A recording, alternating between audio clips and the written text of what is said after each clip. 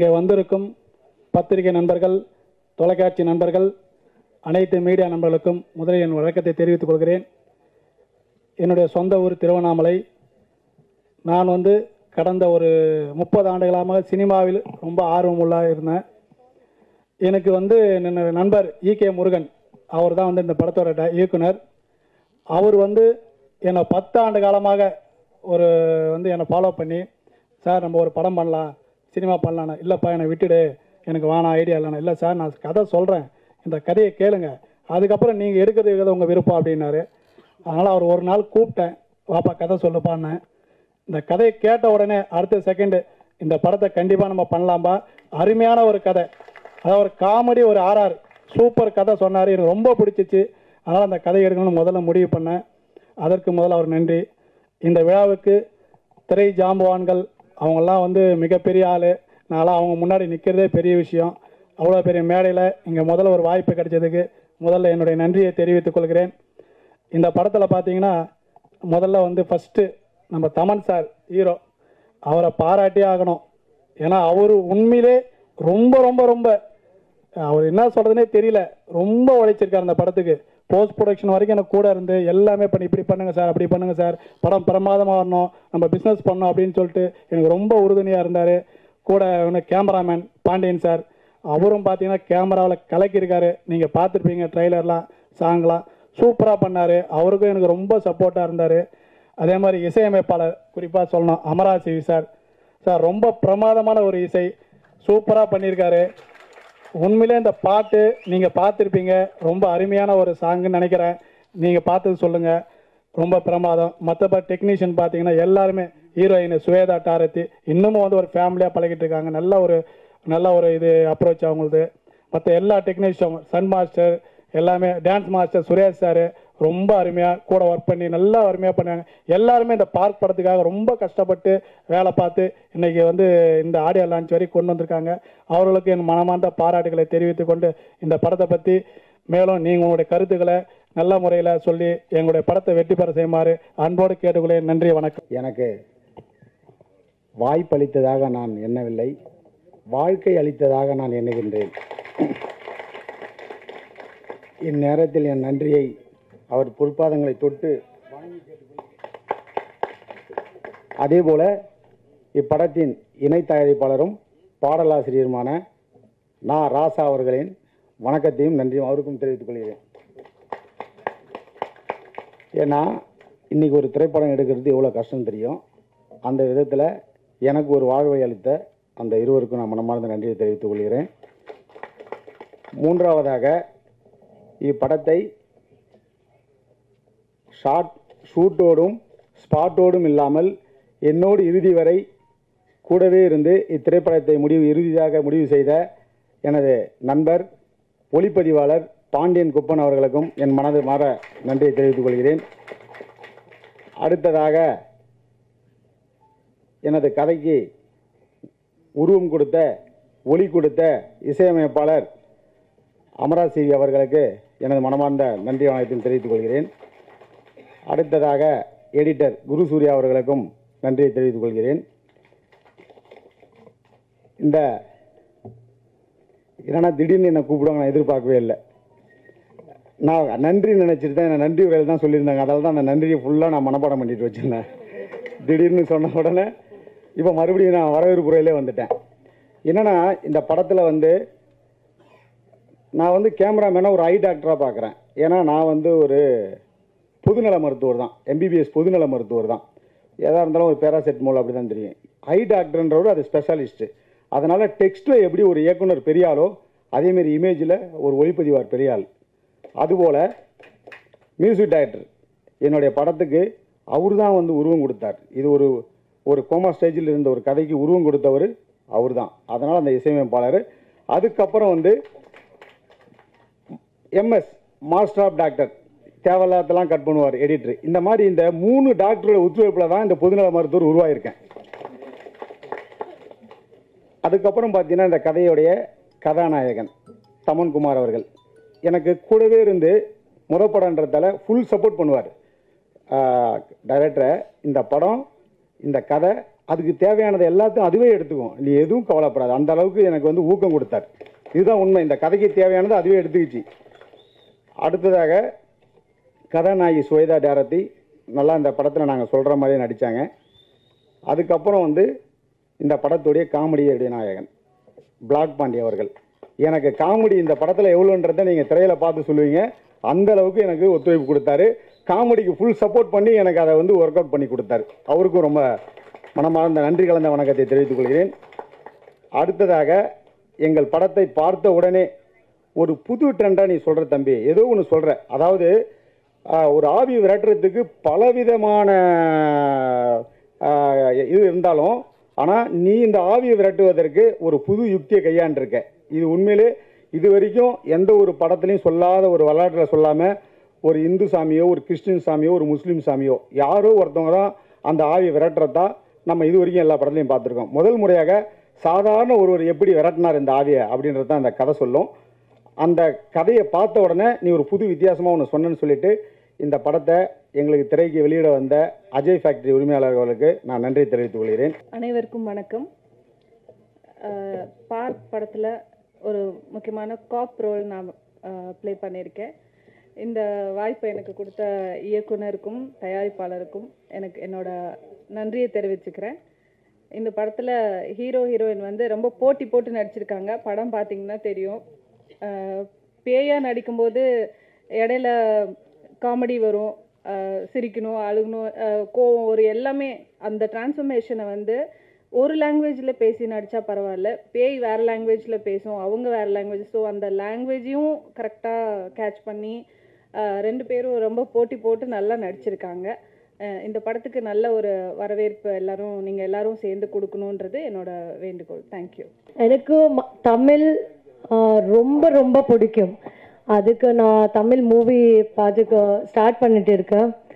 அப்போ பார்த்து எனக்கு மூவியில் ஆக்ட் பண்ணிட்டு ரொம்ப ஆசை வந்துருச்சு. அப்போ நான் தமிழ் கூட கற்றுக்கிறேன். அப்புறம் கடவுள் ஆசீர்வாதம் கிடைத்ததும் எனக்கு முருகன் சார்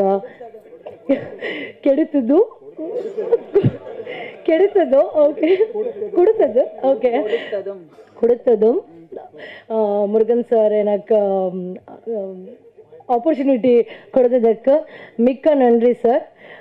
நான் எப்போவுமே நீங்கள் மறந்து போக மாட்டேன். அப்புறம் நட்ராஜ் சார் ப்ரொடியூசர் நீங்கள் ரொம்ப நன்றி எனக்கு ஆப்பர்ச்சுனிட்டி கொடுத்ததுக்கு. அவர் கூட இப்படம்ல ஆக்ட் பண்ணிட்டு இருக்காரு, ரொம்ப நல்லா ஆக்ட் பண்ணிட்டு இருக்காரு. அப்புறம் நீங்கள் பார்த்து எல்லாங்க கேட்கிட்டதில்ல, எல்லாம் நல்லா வந்துருச்சுல்ல. ஸோ நெக்ஸ்ட் மந்த் ஆகஸ்ட்லே 9th படம் ரிலீஸ் ஆகும். எல்லோரும் தியேட்டர் போகும், படம் பார்க்குங்க. நீங்கள் ஆசீர்வாதம் வேணும். அப்புறம் நான் ஏதாவது தப்பாக பேசிட்டு எனக்கு மன்னித்து கொடல். I'm sorry, forgive me. And நன்றி. இனியா இராவல். ரொம்ப சந்தோஷம். எனக்கு இந்த வாய்ப்பு கொடுத்த எங்கள் டீமுக்கு, எங்கள் டைரக்டர், ப்ரொடியூசர், என்டையர் டீம் உழைச்சி அத்தனை பேருக்கும் நன்றி.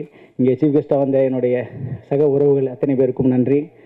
தமன் சாருக்கு நன்றி. ஒரு அருமையான அற்புதமான நடிகர். அதாவது எந்த ஒரு ஈகோ இல்லாமல் எல்லாத்துக்கும் கூட இருந்து, நான் நிறைய ஹீரோ கூட ஒர்க் பண்ணியிருக்கேன். அதில் தமன் பிரதர் பற்றி சொல்லி ஆகணும். கடைசி நிமிஷம் வரைக்கும் கூட இருக்கிற ஒரு அருமையான ஹீரோ. ஸோ அதாவது பிஸ்னஸ் வரைக்கும் சொல்கிறேன், இன்ன வரைக்கும் அவர் அவ்வளோ சப்போர்ட்டிவாக இருக்கார். ஸோ அதனால் ரொம்ப சந்தோஷமாக இருக்குது எல்லோரும் கூட ஒர்க் பண்ணது.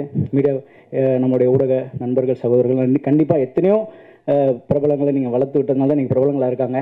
இங்கே இருக்கக்கூடிய அத்தனை கலைஞர்களும் உங்களால் உருவாக்கப்படணும்னு ஆசைப்பட்றேன். நான் ஏன் கவிஞரை சொன்னேன்னா, எங்களுக்கு ஸ்பாட்டில் என்டர்டெயின்மெண்ட்டே எங்கள் தமிழாசிரியர் தான். ஏன்னா எங்கள் தமிழாசிரியர் எங்களுக்கு பாடம் நடத்ததை தாண்டி இப்போ அவர்கிட்ட கேட்ப சில டவுட்ஸ்லாம் இங்கே கேட்கும்போது, அவர் எப்படிங்க இந்த இன்ஸ்டாகிராமில் இன்பத்தர அதை கொஞ்சம் சொல்லிட்டு இருப்பேன். சரி, அது பாயிண்ட் அவுட் பண்ணி இவர் எழுதுனது நிறைய எழுதியிருக்காரு. ஆனால் இந்த இன்ஸ்டாகிராமில் இன்பம் தரது மட்டும் எப்படி யோசிச்சிங்க அப்படின்னும் போது அதுக்கு ஒரு பெரிய டெஃபினிஷனை கொடுத்தாரு. அவருக்கு இந்த ஆடியோ லான்ச்லாம் பத்தாது. அந்தளவுக்கு ஒரு இளமை, அதாவது ரிட்டையர்ட் ஆக போகிறாரு. ரிட்டையர்ட் ஆகிட்டுங்க பாருங்கள். ரிட்டையர்ட் ஆனதுக்கப்புறம் அவர் செய்கிற வேலையெல்லாம் திருப்பி 25 வயசுக்கு பின்னாடி போயிட்டாரு. அதனால் எப்படி சார் எழுதுனீங்க? ஏன்னா வைரமுத்தையெல்லாம் எழுதியிருப்பாங்க, தப்பு தண்டா தலைவா நீ செய்யவா, வெயில் படா இடங்களை விளையாடி தொடவா, அந்த மாதிரிலாம் வார்த்தைகள் வரும். இதை மட்டும் எப்படி சார் எழுதுனீங்கன்னு கேட்டேன். அதுக்கு ஒரு பெரிய டெஃபினிஷன் அதே அடுத்தடுத்துல கண்டிப்பாக கொடுப்பாருன்னு நினைக்கிறேன். எனக்கு இந்த படத்தில் வந்து ஒரு காமெடிக்கு ஸ்பேஸ் கொடுத்த என்னோட டைரக்டர், அவருக்கு வந்து ரொம்ப நன்றி. வந்திருக்க எல்லாருக்கும் வணக்கம். மீடியா ஃபேமிலி, இவ்வளோ சீக்கிரம் உங்களை மறுபடியும் நான் பார்ப்பேன்னு நான் நினைக்கல. லாந்தருக்கு அப்புறம் உடனே நான் பார்க்குறேன். ரொம்ப ரொம்ப சந்தோஷமாக இருக்குது. பார்க் எனக்கு ரொம்ப ஸ்பெஷலான படம். ஏன்னா நான் த்ரூ அவுட்டாக ட்ராவலாக இருக்கேன்னு நான் நம்பி உங்கள்கிட்ட சொல்லலாம். ஸோ கண்டிப்பாக எல்லோரும் படம் பார்க்கணும். அண்ட் தென் நட்ராஜ் சாருக்கு பெரிய தேங்க்ஸ், அண்ட் ராசா சாருக்கும் பெரிய தேங்க்ஸ்.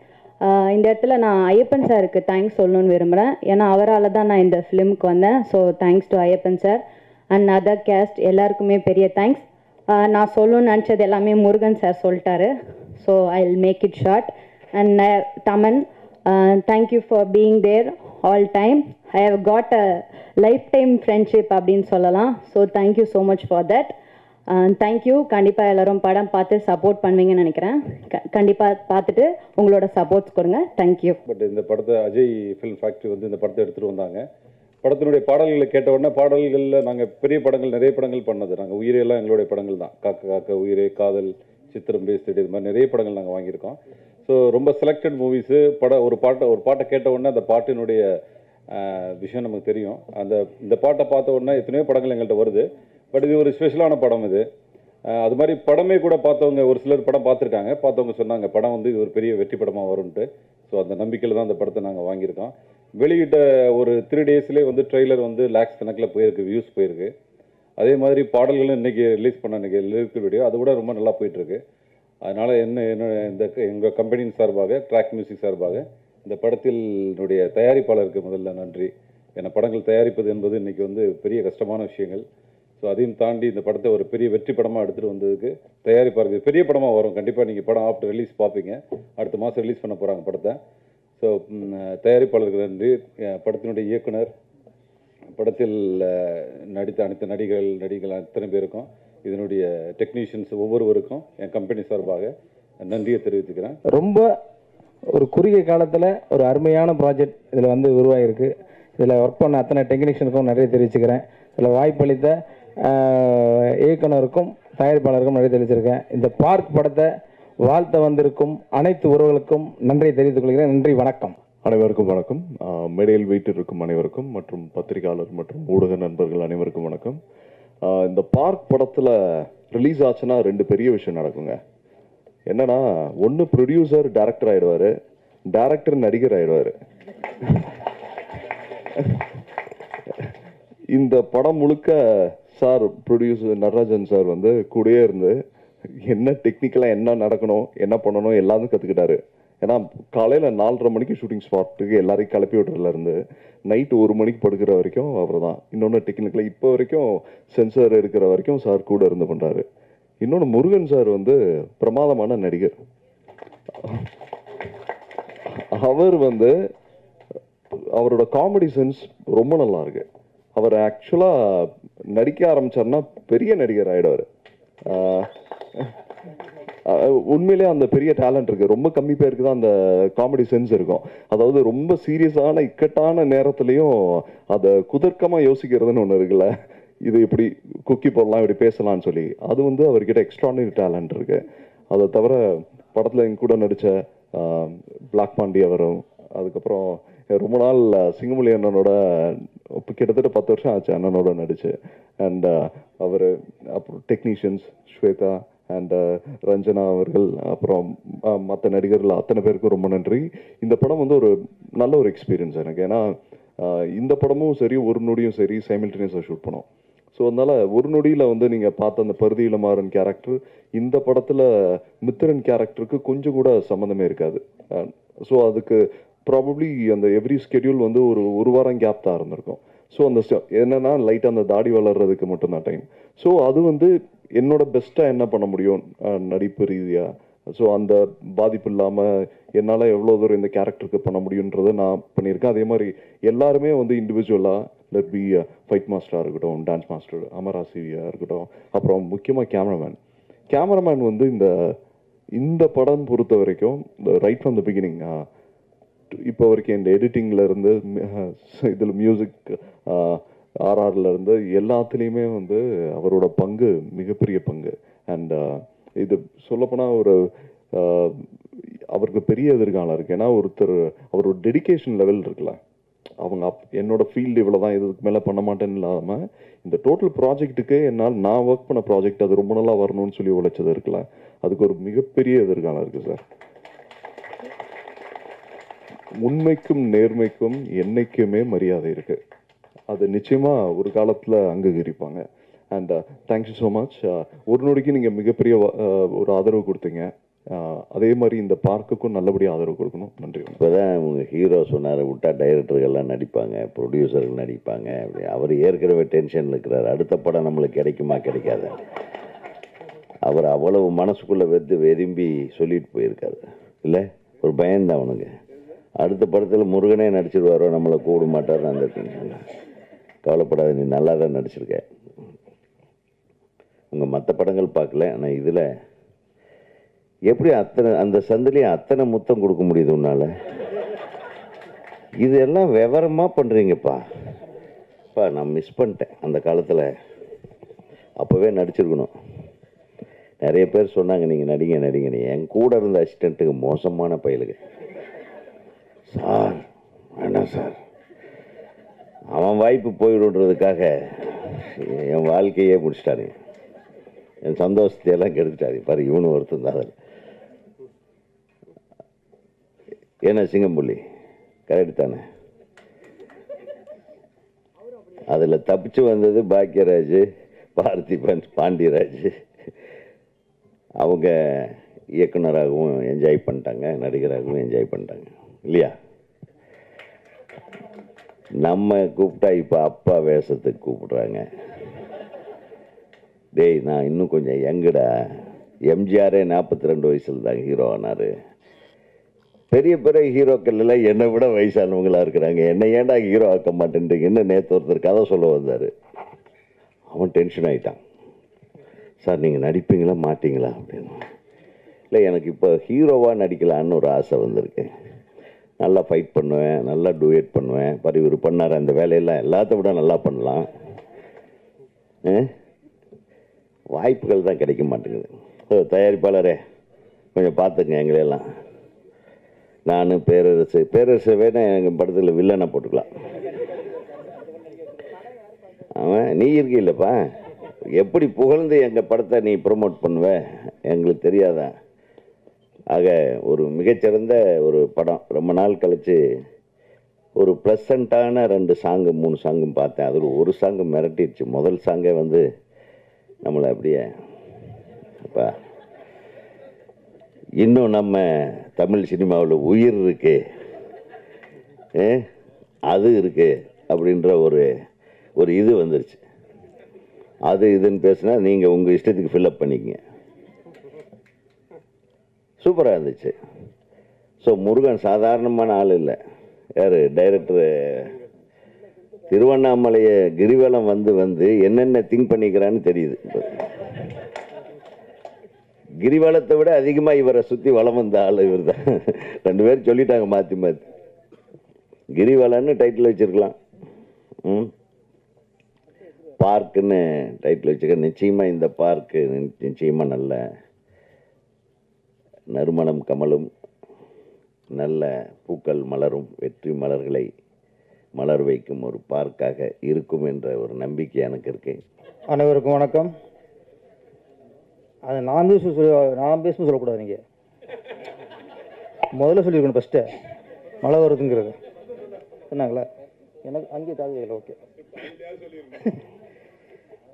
ஓகே, எல்லாருக்கும் வணக்கம். சீக்கிரம் பேசி முடிச்சிடுறேன். ஆமாம், காரில் போகிறவங்களுக்கு பிரச்சனை இல்லை, நிறைய பைக்கில் வந்துருக்கிய அவங்களுக்காக சீக்கிரம் பேசி முடிச்சிடுவோம். இந்த மேடை வந்து இங்கே யாருமே டைரக்டர் இல்லை. முதல்ல சிங்கம்புலி சார் வந்து ஒரு காலத்தில் இயக்குனர், இப்போ முழு நேரம் நடிகர். அப்புறம் எங்கள் சரவண சுப்பியா அவர்கள், அவரும் டைரக்டர், இப்போ அவரும் முழு நேரம் நடிகர். அப்புறம் எங்கள் தலைவர் ஆர் உதயகுமார் சார் அவர்கள். இப்போ அவர் நடிகர் ஆகிட்டார். ஆமாம், மினிஸ்டராக இருந்தார். அப்புறம் எல்வி சார் வந்து இப்போ சிஎம் ஆக்கியிருக்காரு. அடுத்து யாராவது பிஎம் ஆக்கி விடுங்க. வரேன் வளர்ச்சி தொடரட்டும். ஆமாம், சீக்கிரம் வந்துட்டோம். அப்புறம் பார்த்தா சரி, இந்த படத்தை இயக்குனர் தான் இயக்குனர் இருக்கும். பார்த்தா நம்ம தமன் சார் வந்து அவரையும் சேர்ந்து நடிகர்ன்ட்டார். இப்போ இயக்குனருக்கு பஞ்சமாக போச்சு. திரையுலகிலே இன்றைக்கி பஞ்சம் வந்து இயக்குனர்களுக்கு தான். சின்ன சூழ்ச்சி வந்து நடக்குது. இயக்குனர்லாம் நடிகர் ஆக்கிட்டு ஒதுக்கிறாங்க. அப்படியே அந்த சூழ்ச்சியெல்லாம் விழுந்துட்டுன்னு நினைக்கிறேன். சரணுஷ்பா சார் அடுத்து படம் பண்ணணும் சார். சிங்கம்புலி சார் மகாராஜாவுக்கு மேலே ஒரு படம் பண்ணணும். பார்க் ட்ரெய்லர் பாடல்கள் எல்லாமே அருமை. எல்லாம் புகழ்ந்து பேசிட்டாங்க. பாடலுக்கு வந்து முன்னாடியே மிஸ்டர் அமரா சார் பாராட்டணும். 3 பாட்டும் 3 விதம்.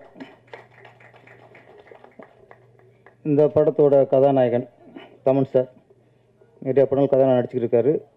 இப்போ நிறைய படங்களை பார்க்குறோம். சிலர்லாம் கதாநாயகன் சொல்கிறாங்க, அவன் கதாநாயகனை பார்க்க முடியல.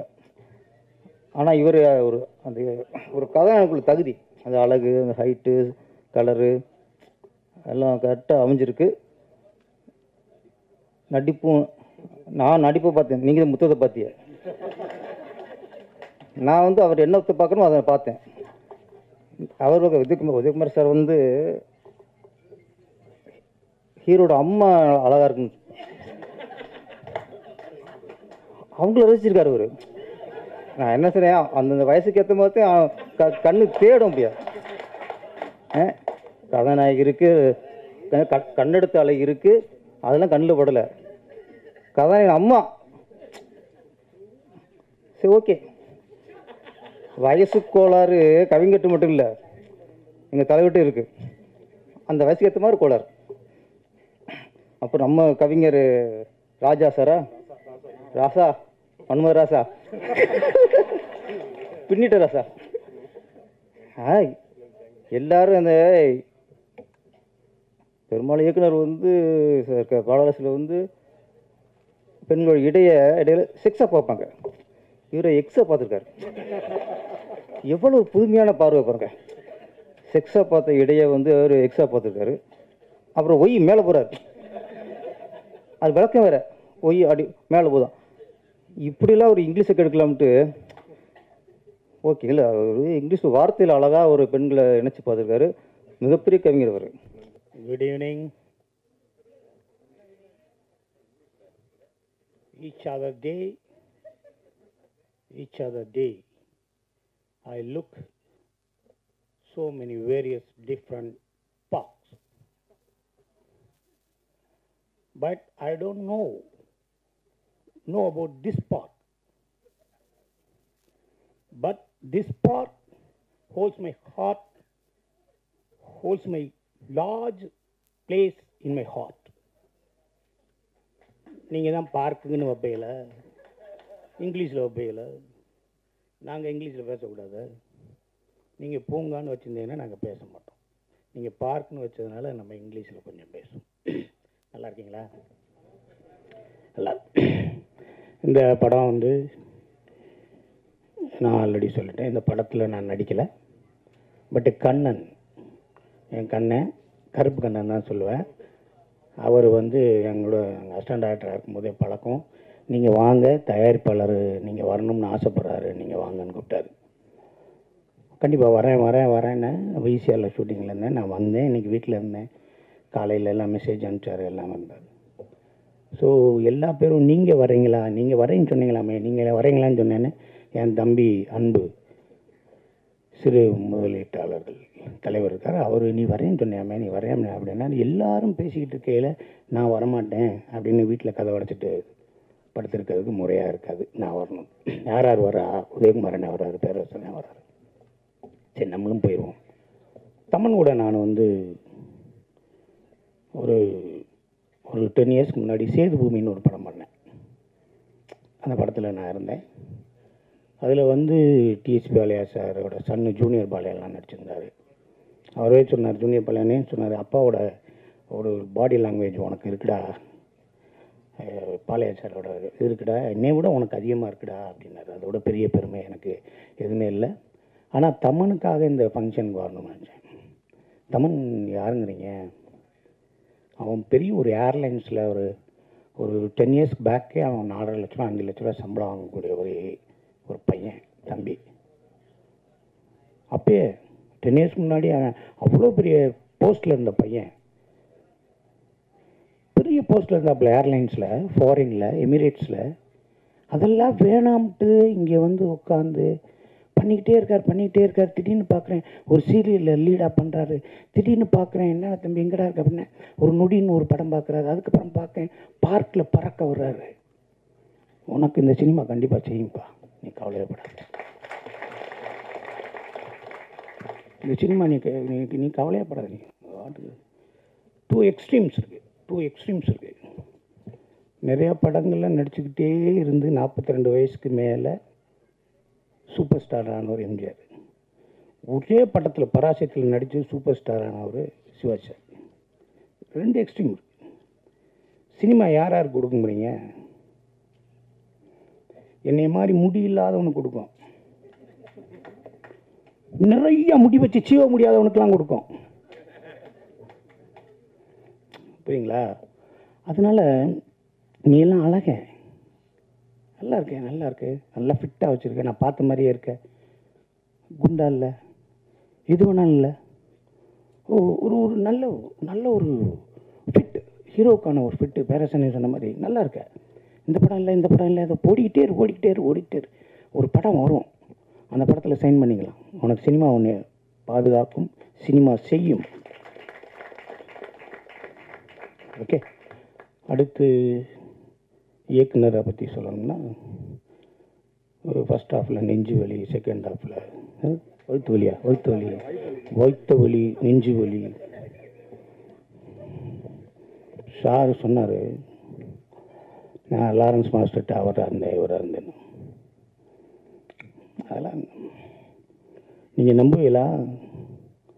எங்கள் ரிலேஷன் ஒருத்தர், எங்கள் அண்ணன் ஆண்டாக்டரு, அவர் வீட்டில் நான் தங்கி அவர்கிட்ட வந்து அவர் சினிமாவில் வேலை பார்க்கணுன்னு வந்தேன்.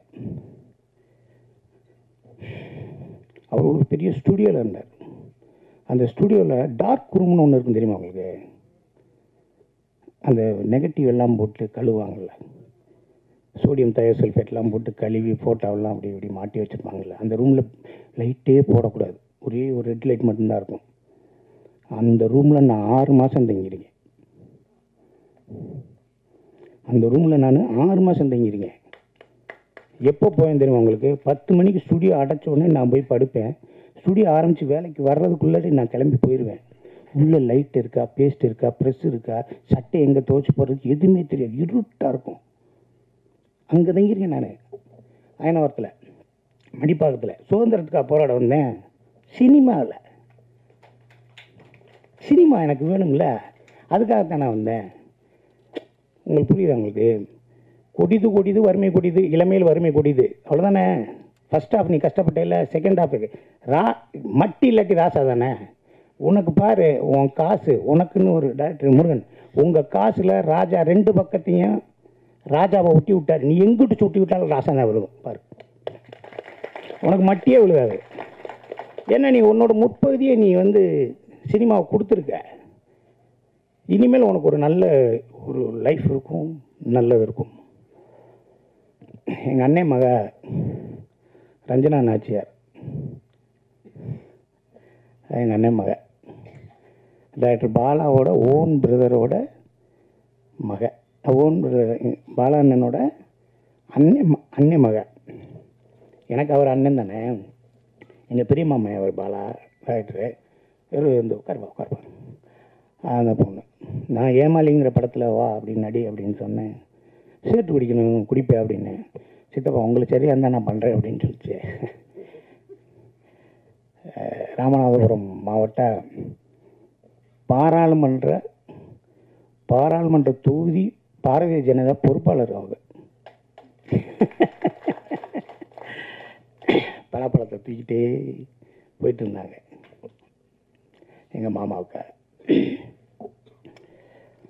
இந்த படத்தை இது தயாரிப்பாளருக்கு இன்னும் நிறையா படங்கள் பண்ணணும், அது பண்ணணும், டைரக்டர் நிறையா படம் பண்ணணும். பாட்டு எழுதினவர் சூப்பர், அவரை தான் எல்லாரையும் பேசியாச்சு. நீங்கள் ப்ரொடியூசர்கிட்ட நான் ஒன்று கேட்குறேன், தமன்கிட்ட சம்பளம் கொடுத்துருந்தீங்கன்னா சம்பளத்தை வாங்கிக்கங்க, திருப்பி வாங்கிக்கங்க. ஏன்னா இவ்வளவு முத்தம் கொடுத்துருக்காரு, இவ்வளோ பெரிய வாய்ப்பெல்லாம் நம்மளுக்கெல்லாம் வராது. நான்லாம் கேட்பேன், டேரக்டர்லாம் வரையில, தம்பி இந்த படத்தில் நம்மளுக்கு ஜோடி இருக்கான்னு கேட்பேன். இருந்துச்சுன்னே, ஆனால் உங்ககிட்ட வந்து கோச்சிட்டு ஓடி போயிடுச்சு. அப்படியா? அப்புறம் இல்லைண்ணே இருந்துச்சுன்னே, அது வந்து உங்க கூட பேசாமல் வீட்டுக்குள்ளேருந்தே கத்திக்கிட்டு இருக்க முடியும். எப்போ பாரு ஜோடியே கிடையாது, எதுவுமே கிடையாது. ஒரு படத்தில் நான் ஒரு பெண்ணை வந்து ரெக்கமெண்ட் பண்ணி நானும் அந்த பொண்ணு நடிக்கணும் அப்படின்னு அந்த பொண்ணும் நானும் அப்படி தூங்கிட்டு இருக்கோம். அப்போ இந்த ஸ்டேஷன்லேருந்து என்னை ட்ரான்ஸ்ஃபர் பண்ணிடுவாங்களா அப்படிங்கிற மாதிரி நான் அப்படி தூக்கம் இல்லாமல் இருப்பேன். படுத்து தூங்குங்க, ஏன் இதெல்லாம் யோசிக்கிறீங்க அப்படின்னு சொல்லி நானும் அந்த பொண்ணும் அருகிலே படுத்து பேசுகிற மாதிரி இருந்துச்சு. ஒரு அசிஸ்டன்ட் டைரக்டர் ஒத்து பார்த்துட்டு டேக் போகிறதுக்கு முன்னாடி, சார் அவன் 2 பேரையும் தள்ளி படுக்க வச்சுட்டு நடுவில் குழந்தைய போட்டுடலாம் சார்னு குழந்தைய போட்டாங்க. சரின்னு சொல்லி இங்கிட்டு பார்த்தேன், சார் அந்த இன்னொரு 2 குழந்தை இருக்குல்ல சார், அதையும் தூக்கி நடுவில் போட்டாங்க. நான் ஹீரோயினியை பைனாக்குள்ளார பார்க்குறேன், எனக்கு பேரா போட்டாங்க, பைனாக்குள்ள பாருங்க அங்கே படுத்துருக்கு, அங்கே தூங்குது. இல்லைண்ணே அவனை நான் பார்த்துக்கிறேங்க. ஆக இந்த படத்தில் எல்லா பேருமே ஒரு நல்ல ஹீரோயினியாக இருக்கட்டும், நல்ல ப்ளஷண்ட், ஒரு ஹாப்பியாக ப்ளஷண்ட்டான ஒரு ஃபேஸ் இருக்குல்ல, அந்த அந்த அந்த அந்த ஒரு இருக்குது ஸ்வேதாக்கு. அது கடவுளோட வரம், அப்பா அம்மா கொடுத்த கிஃப்ட்டு. அதை நீங்கள் கரெக்டாக பண்ணி நீங்கள் பெருசாக வரணும். ஜாதி முல்லை காணவில்லை, கண்கள் வந்தும் பாவையின்றி பார்வையில்லை, ராகங்கள் இன்றி சங்கீதமில்லை, சாவொன்றுதானா நம் காதல் இல்லை, என்னாதமே வா போதும் நினைக்க